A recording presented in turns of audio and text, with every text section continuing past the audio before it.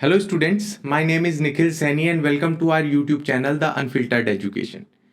So with this video we are going to start a new series that is on writ jurisdiction.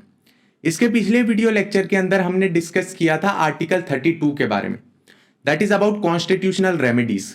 उसके अंदर हमने discuss किया कि किस तरीके से अगर हमारे फंडामेंटल राइट्स वायलेट होते हैं तो हम under article 32 directly supreme court के अंदर जा सकते हैं, वहां पे अपील कर सकते हैं और सुप्रीम कोर्ट हमारे फंडामेंटल राइट्स को वापस रिस्टोर करेंगे. उस समय पे मैंने एक चीज के बारे में आपको थोड़ी सी हिंट दी थी, वो थी रिट्स. आज हम उन्हीं रिट्स के टाइप्स के बारे में डिस्कशन करेंगे. रिट्स के बारे में मैंने कहा था कि रिट्स ऐसे इंस्ट्रूमेंट हैं जो कि सुप्रीम कोर्ट और हाई कोर्ट को पावर देती हैं so that they can restore our fundamental rights back. सो आज हम पहली रिट के बारे में बात करेंगे, दैट इज हीबियस कॉर्पस. क्या होती है हीबियस कॉर्पस? हीबियस कॉर्पस को द ग्रेट रिट भी कहा गया है. क्यों the great writ? I hope कि जैसे जैसे हमारा ये लेक्चर कंप्लीट होगा तब तक आप समझ जाएंगे कि क्यों इसे द ग्रेट रिट कहा गया है. तो प्लीज वीडियो लेक्चर को एंड तक देखिएगा. चलिए अब इससे पहले कि हम इसका मीनिंग समझें, इसका हम ट्रांसलेशन समझते हैं. हीबियस कॉर्पस इंग्लिश वर्ड तो है नहीं, जिसका एग्जैक्ट ट्रांसलेशन होता है to have the body of. अब ऐसे समझिए कि फॉर एग्जाम्पल मैं पुलिस ऑफिसर हूं या फिर मैं आपका इंस्ट्रक्टर हूं, मैं कोचिंग एकेडमी में आपको पढ़ा रहा हूं, मैं आपको अनलॉफुली डिटेन कर लूं दोनों ही कंडीशन के अंदर, तो आप क्या करेंगे? मैं आपके फंडामेंटल राइट्स को वायलेट कर रहा हूं, आपकी फ्रीडम ले रहा हूं. तो उस समय पे हमारी मदद करता है हीबियस कॉर्पस. हीबियस कॉर्पस ऐसा कोई भी इलीगल डिटेंशन अगर होता है तो उस समय पे इशू करवाया जा सकता है कोर्ट द्वारा. हीबियस कॉर्पस की मेथडोलॉजी क्या होगी उसे समझते हैं. सबसे पहले कोर्ट एक ऐसा इशू करेगी मेमोरेंडम जिसके अंदर वो ये कहेगी कि उस पर्टिकुलर इंसान की बॉडी मेरे सामने लेके आओ. अगर मैंने डिटेन किया है तो वो मुझे बोलेगी कि मेरे कोर्ट के सामने मैं लेके जाऊं. अगर कोई पब्लिक अथॉरिटी जो कि मेजरली होती है पुलिस या फिर सीबीआई या ऐसी इंटेलिजेंस ब्यूरो, उन्हें इशू कर देगी कि आप उस पर्टिकुलर इंसान को मेरे सामने लेके आओ. फिर कोर्ट इस चीज की जानकारी लेगी कि क्या वो डिटेंशन सही था कि नहीं था. अगर इलीगल डिटेंशन है तो वो उन्हें रिहा कर देगी.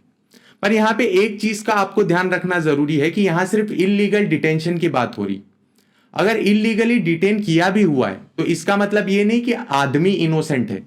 हो सकता है उसने ऐसा कोई काम किया हो, तो उसके बाद कोर्ट अपने हिसाब से कार्रवाई कर सकती है. तो क्या यूज है हीबियस कॉर्पस का? तो हीबियस कॉर्पस का मेन यूज ये है कि हमें इलीगल डिटेंशन से बचाती. स्कोप क्या रहेगा इसका?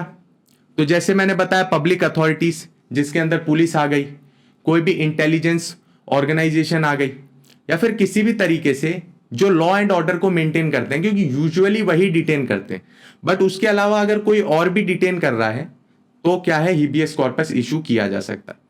कोई भी पब्लिक एजेंसी हो, कोई भी पब्लिक अथॉरिटी. दूसरा, कोई भी प्राइवेट अथॉरिटी या कोई भी प्राइवेट बॉडी, कोई इंस्टीट्यूशन हो गया, कोई इंडस्ट्री हो गई, कोई कंपनी हो गई, अगर कोई भी जो आपको इलीगली डिटेन कर रहा है तो उसके खिलाफ भी हीबियस कॉर्पस इशू किया जा सकता है. तो स्कोप के बारे में आपको ये चीजों का ध्यान रखना है. अब समझते हैं कि कब कब इशू नहीं करवाया जा सकता. तो सबसे पहले कि अगर उसे डिटेन किया है बाय लॉ, लीगली उस इंसान को डिटेन किया गया जिसमें कोई भी दिक्कत नहीं, तो ऑब्वियसली आप हीबियस कॉर्पस इशू नहीं करवा सकते. दूसरी चीज, अगर उस पर प्रोसीडिंग चल रही है कंटेम्प्ट ऑफ लेजिस्लेचर और कंटेम्प्ट ऑफ कोर्ट. क्या होता है कंटेम्प्ट? तो कंटेम्प्ट का बेसिक मतलब हो गया अवहेलना. अगर कोई भी लेजिस्लेचर के अंदर क्या क्या आ गया, पार्लियामेंट आ गया, हमारी विधानसभा आ गई, तो इनका अगर कोई भी उल्लंघन करता है, इनके द्वारा दी गई गाइडलाइंस को तोड़ने की कोशिश करता है, तो उसे कंटेम्प्ट ऑफ लेजिस्लेचर मानेंगे.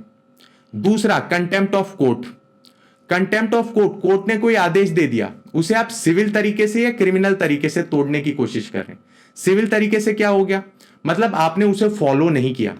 कोर्ट ने आपको आदेश दिया कि आपको यह पर्टिकुलर काम करना है पर आपने नहीं किया, तो आपने कंटेम्प्ट ऑफ कोर्ट किया है, बट सिविल तरीके से.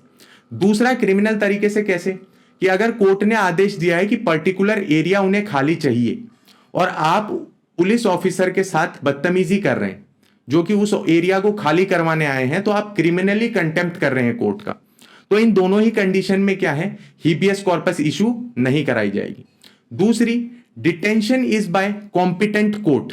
अगर एक ऐसा कोर्ट है जो आपको ये इशू कर देता है कि आपको ये अंदर रहना है, तो उस समय पे हीबियस कॉर्पस इशू नहीं कराया जाए।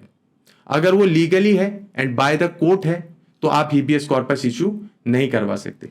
चौथा पॉइंट, अगर डिटेंशन कोर्ट के ज्यूरिसडिक्शन के बाहर, कैसे हो सकता है कोर्ट के ज्यूरिसडिक्शन के बाहर? थोड़ा सोचिए, बाहर की कंट्री में अगर डिटेन किया गया।